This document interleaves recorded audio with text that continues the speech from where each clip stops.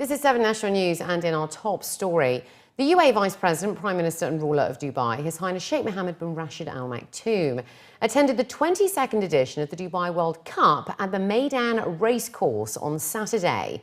The ruler of Dubai witnessed the 9 races of the World Cup night, along with His Highness Sheikh Hamdan bin Mohammed bin Rashid Al Maktoum, the Crown Prince of Dubai, His Highness Sheikh Hamdan bin Rashid Al Maktoum, the Deputy Ruler of Dubai and UAE Minister of Finance, along with other senior sheikhs and government officials.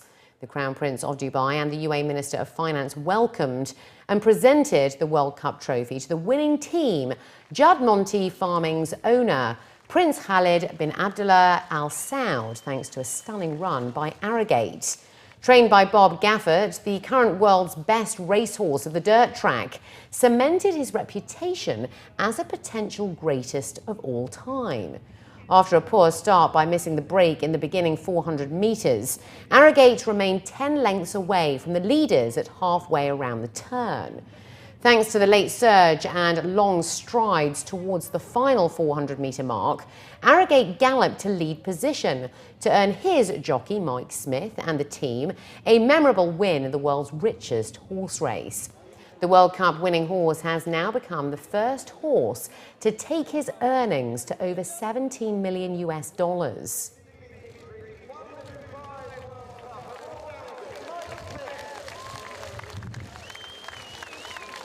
Extremely nerve-wracking the first part of it, but again, you've been riding for so many years, you learn just to be patient. Let's see what happens. Don't give up.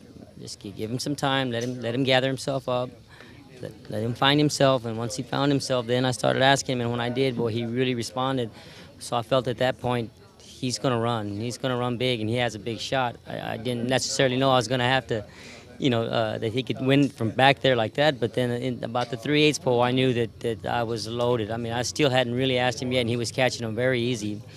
And to believe it or not, even after that, I mean, the last 16th mile, I let him just kind of gear down and let him just have a good time with it. I mean, he's just an incredible horse. I've just never seen nothing like it. After him breaking so poorly, I gave him actually no hope at all to win, especially the way he was way back. Has never been that far back before, and it was just incredible the way Mike Smith did an incredible job of being patient and was just hoping that maybe, hopefully that he'll, and down the backside, he said, and then I felt a little confident, but coming down that stretch, that was pretty incredible.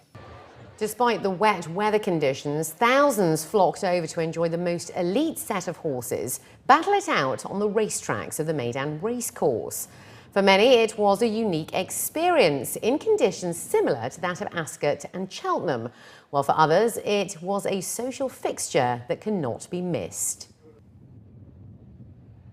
I think there's 5 days on the Dubai calendar that you have to be at, and the World Cup is one of those. Just because it's fun to get dressed up and see some horse racing and rub shoulders with celebrities and stuff, it's great. This is actually my first time. I know about the event, I've watched it many times back in the UK, know what a prestigious event it is on the calendar in horse racing. First time to experience it, fantastic atmosphere. Happy it's cooler because I'm wearing a jacket, otherwise I was worried I'd be a bit sweaty, but everyone's dressed up, it's a prestigious event. Fantastic. The atmosphere is amazing today. We were actually here last year and nowhere near as good an atmosphere as what this year is. Absolutely insane. I think everyone's so buzzing for it. I especially Sia tonight, it's going to be incredible. I mean, so many people are over and everyone's having a great time, so it doesn't really matter what the weather's doing. The day's amazing, so we're all going to have a great time. The Ajman branch of the Dar Al Ber Society collected 17.6 million dirhams in contributions from charity projects last year. That's according to the latest figures.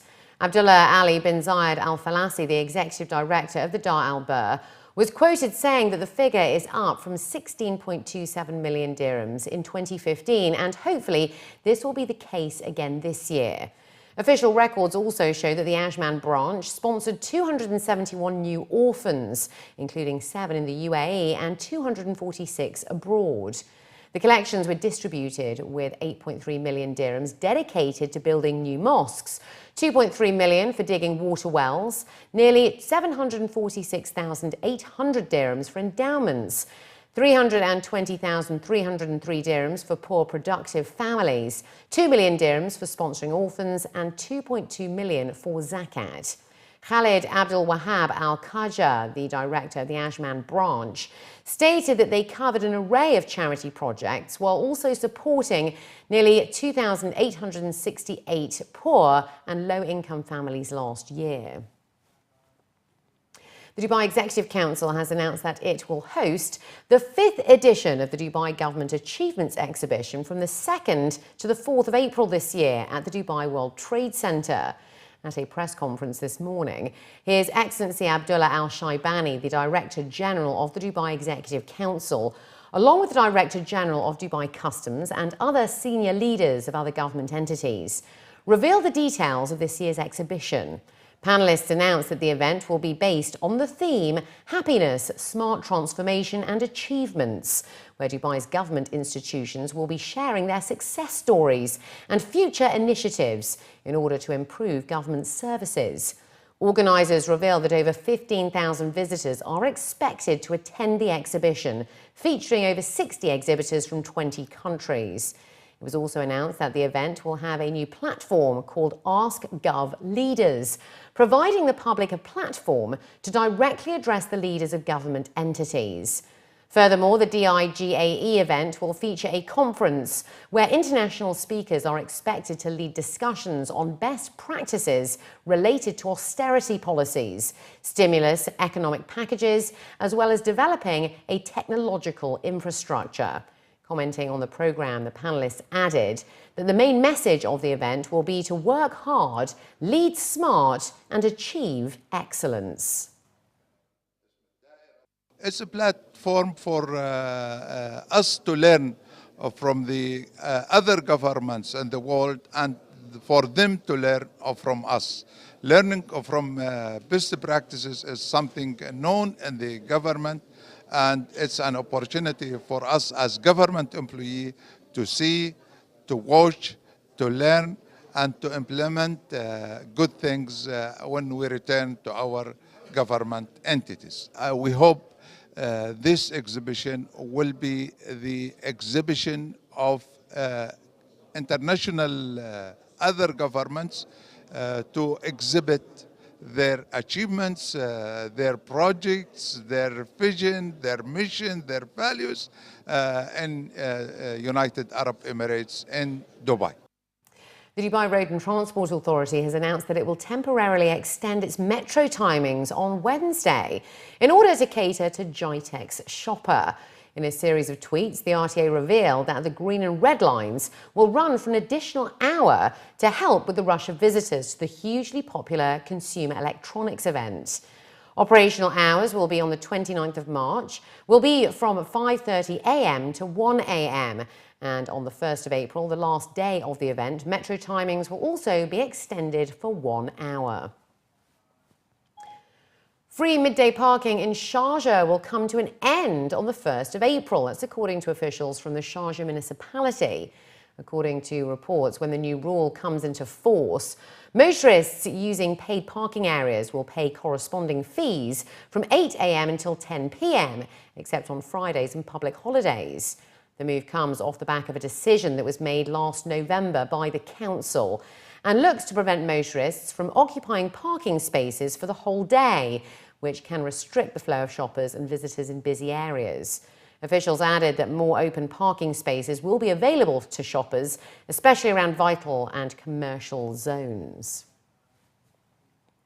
96 tonnes of CO2 emissions were saved during Earth Hour this year, according to the latest figures, as the UAE joined the rest of the world in raising awareness on climate change and global warming.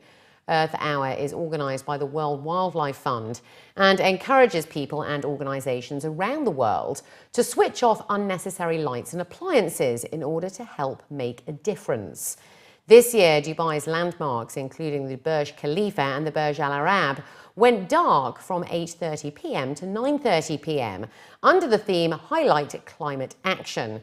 And despite the wet weather conditions, hundreds of residents joined DEWA's Earth Hour walk, as well as celebrations over at Bay Avenue Park.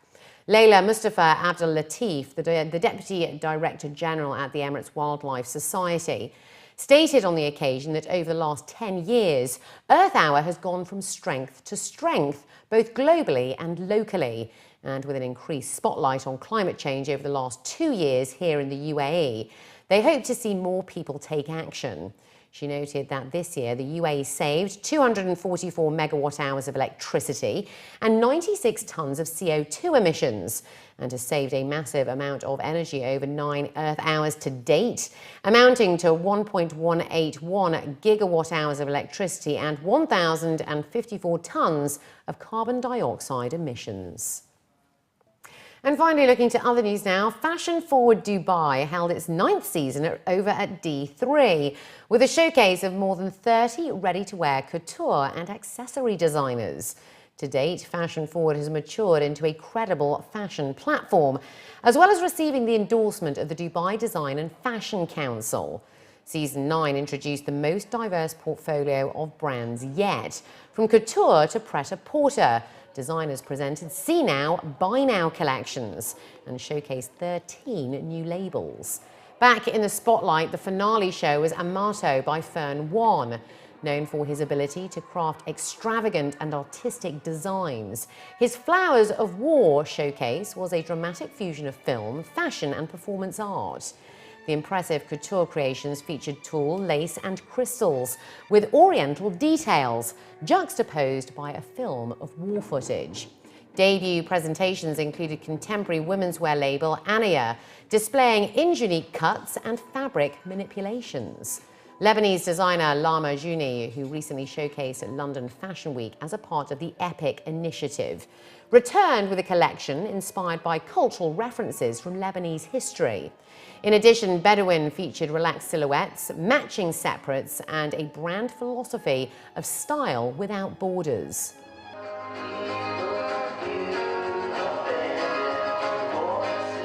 Well, a lot of our looks for this season are actually quite metallic. So you've kind of got the evening wear aspect, but it's loose fit, it's easy to wear, it's an easy length actually. So even when we're doing evening wear, it's kind of that ankle length. So you're not worrying about the rain, or you can still wear it with trainers, keep it casual. What's interesting is it wasn't even a Wild West mood board this time. So we were actually looking initially at the galaxies, actually astrology and constellations, stars. So that's kind of where the idea for a lot of the fabrics and some of the embroidery came from. Normally we get inspired by a specific country or a setting. We like the travel aspect, but this time I think there's a lot going on in the world, and I kind of wanted to talk about the fact that we're all living on the same planet, and so I was kind of looking a little bit further afield. Supporting D3's objective of nurturing talent through education, this season's D3 Fashion Talks took on a back-to-basics theme aimed to give designers advice from international industry professionals. Featured speakers included Nowness CEO Daniel Coutinho, designer Azza Fahmy and Akal Slayman of Google, taking into consideration the current challenging retail climate. Each talk aimed to assist emerging design entrepreneurs. From sourcing to funding and trend forecasting, panel discussions also tackled the subjects of technology and fashion, the art of digital storytelling, and building a brand that lasts. In addition, a selection of the region's best jewellery and accessory designers were exhibited in a separate curated space called The Showcase.